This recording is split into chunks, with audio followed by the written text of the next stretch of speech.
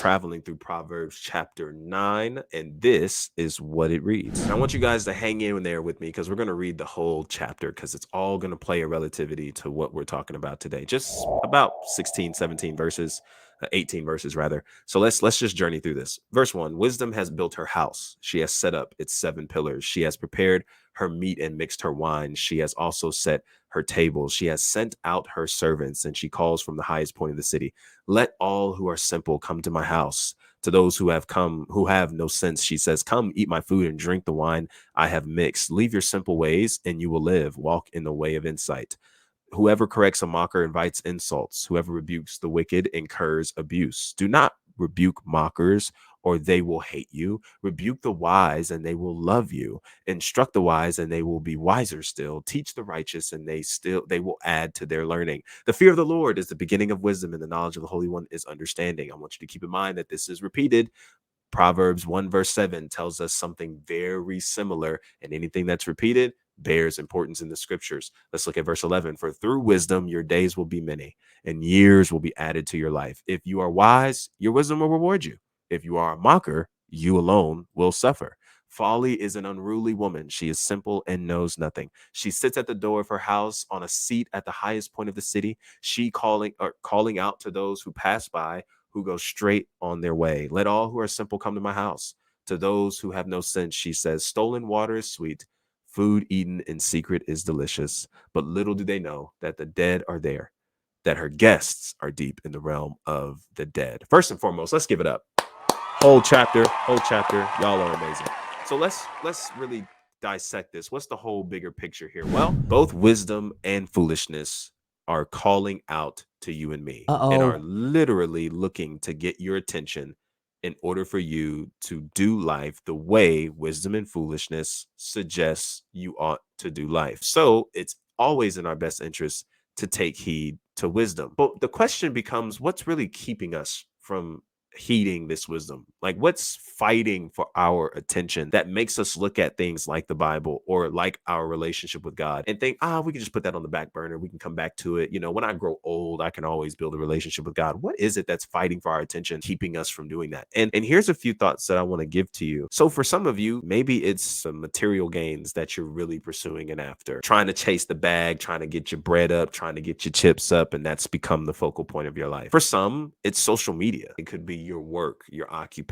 How about people that are closest to you, your circles, your friend groups, your family groups, potentially significant other? How about sports and activities? Come on, we're in the season of football and basketball, all these worldwide sports going around with some of our favorite teams and players taking the center stage every day. And maybe it's not even to those degrees, but maybe it's more like the drinking and maybe the sex addictions, pornography, being consumed by drama and so many other things that are showcased in front of us on a day in, day out basis. So many things that are fighting for our attention. And it's not to say that all of this is bad. People that are close to you, significant other, having a job, occupation, those things aren't bad. So please don't hear me say that. What I do think can happen, however, is that we look to allow those things to take up so much of our time that we no longer look to dedicate time to give our attention to God, to wisdom, to be filled up and poured into in order to actually maximize the places we are at, people that we're around, the relationships we're trying to cultivate, that oftentimes leaves us depleted and in some ways stuck. And here's the common denominator that I want you to pick up from this entire chapter to apply in your life. You and I get to choose where our attention goes. What we listen to, what we watch, the content we consume, we have the free will to prioritize what we're willing to listen to and what we're not willing to listen to, the attention that we're willing to give to something and the attention we're not willing to give to something. Every day we're making these decisions. And ultimately, what you give your attention to is who you can become. So I want to present these two questions to you as you reflect on this devotion. What have I been giving my attention to lately? And what have been the results? So if I look at my life and I look at what all I've paid attention to, there's going to be fruit that shows up somewhere in our lives, whether it's our thoughts, whether it's the behaviors, the actions, the patterns, all these things that have a way of being revealed in our lives based on what we're giving our attention to. And for many of us, we find ourselves in a pattern of being stuck and being in cycles and repeated cycles, not because the devil is attacking us or the devil is just busy this season. Honestly, it's because we're not giving our attention to the right places. We find a way to make time for all the new artists and all the new hot albums and all the songs that are playing on repeat in our minds. And we're wondering why we can't get past the breakup that happened years ago. And we're wondering why we can't get past certain areas in our lives that we find ourselves struggling. We can't seem to get on track, and life has just been messy and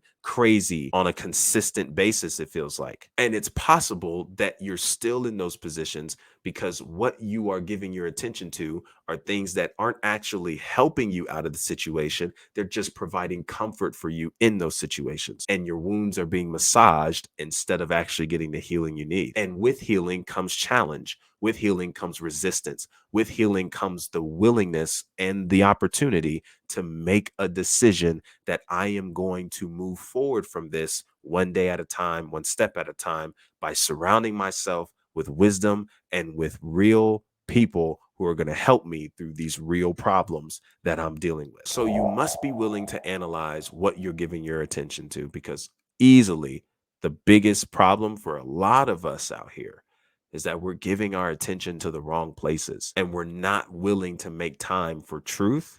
We're not willing to make time for God. We're not willing to make time to fit him in into our schedule on a day to day. And we really treat God as if he's a genie and a side chick, and not treat God as the head of our lives, as our lives, understanding really that we just can't make this life without him. So as you go through your day, as you continue moving forward from this devotional, realize that there's so much fighting for your attention each and every day, but you have the power, the control to make the decision on what you are going to give your attention to on a day in, day out basis. And as Solomon suggests to us through this writing, and as I want to echo to you, choose to pour your attention into God and allow him to reign and have precedence over your life, to hear what he has to say on the matters of your heart. And of course, it's going to be a fight. It's going to be difficult. You're going to have much resistance and quite a few things that are going to try to pull your attention away from making him a priority in your life. So my encouragement to you is to fight that resistance by placing yourself in the presence of God, no matter how forced it may feel, to begin getting into the habit and spiritual discipline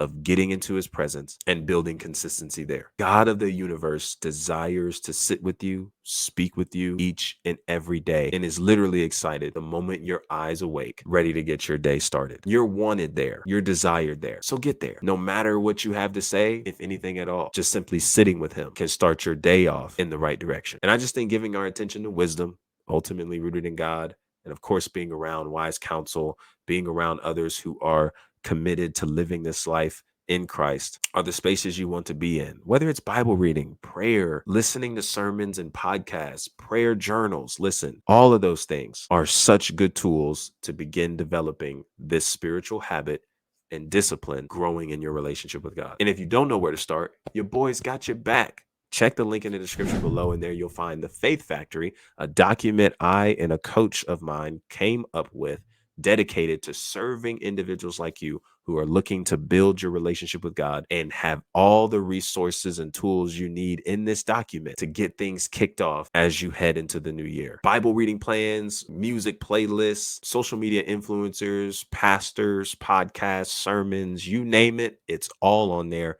at your disposal. You couldn't have thought your boy was just going to leave you hanging on that.